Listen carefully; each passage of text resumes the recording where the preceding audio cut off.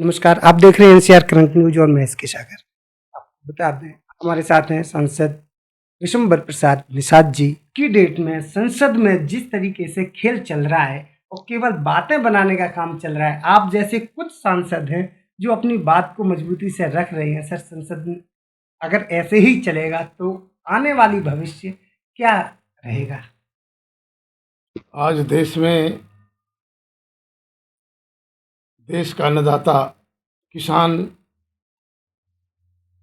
अपनी खेती को बचाने के लिए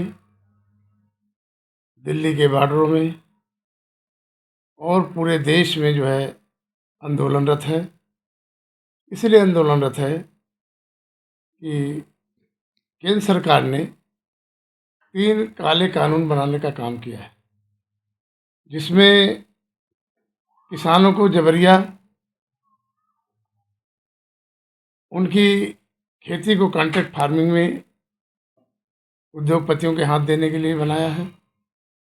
इसके अलावा उसमें ऐसी व्यवस्था किया है कि किसान अपने ही खेत में मजदूर बन के काम करे। जब कॉन्ट्रैक्ट फार्मिंग होगी और उनको एमएसपी नहीं मिलेगी, इसके अलावा जब कोई उनसे विवाद होगा या कोई चेक बाउंस होगा तो उनको न्यायालय जाने से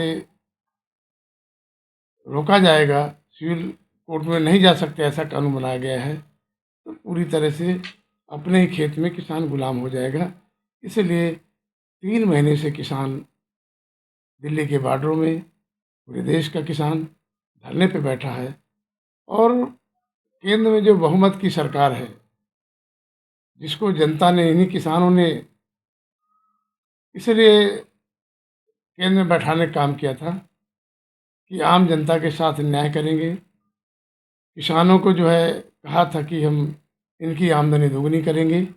नौजवानों के लिए कहा था कि इनको 2 करोड़ रोजगार प्रतिवर्ष देने का काम करेंगे। हम समझते हैं कि रोजगार देने के बजाय आज लाखों करोड़ों रोजगार लोगों के चले गए।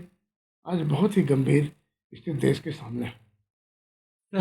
जिस तरह से किसान इस आंदोलन में शहीद हुए, मैंने तो संसद के अंदर ही कहा था कि मैं तो सोचता था कि जो किसान शहीद हुए हैं उनके लिए सरकार चिंता करती और उनकी श्रद्धांजलि अर्पित करती और उनको, उनके पीड़ित परिवार को सहायतार्थ कुछ घोषणा करती। हमारे समाजवादी पार्टी संसदीय दल के नेता प्रोफेसर रामगोपाल यादव जी ने मांग की थी कि प्रत्येक शहीद को 20-20 लाख रुपए दिया जाए, उनके परिवार को नौकरी दिया जाए। लेकिन ये सरकार कुछ नहीं, एक किसानों के प्रति, जो शहीद हुए उनके प्रति एक बात भी नहीं कही। तो ये बहुत बड़ा गंभीर विषय है। ये सरकार पूरी तरह से उद्योगपतियों के सहारे पे चल रही है और ये देश फिर से गुलामी की तरफ जा रहा है। किसानों को ये बोला गया था कि आपकी आय दुगनी कर दी जाएगी। उन किसानों की आय खत्म कर दी गई है, क्योंकि 3 महीने में एक फसल तैयार हो जाती है। लेकिन किसान 3 महीने से अगर धरना देता रहेगा तो देश का जो अर्थव्यवस्था वैसे ही जीरो पे है और कितने नीचे चली जाएगी। जो कृषि से होने वाली आय है, ये लॉकडाउन पीरियड में भी एग्रीकल्चर सेक्टर ने ही जीडीपी की ग्रोथ बढ़ाने का काम किया। और हम समझते हैं कि जिस समय पूरा देश का उद्योग धंधे, सारे लोग सारे धंधे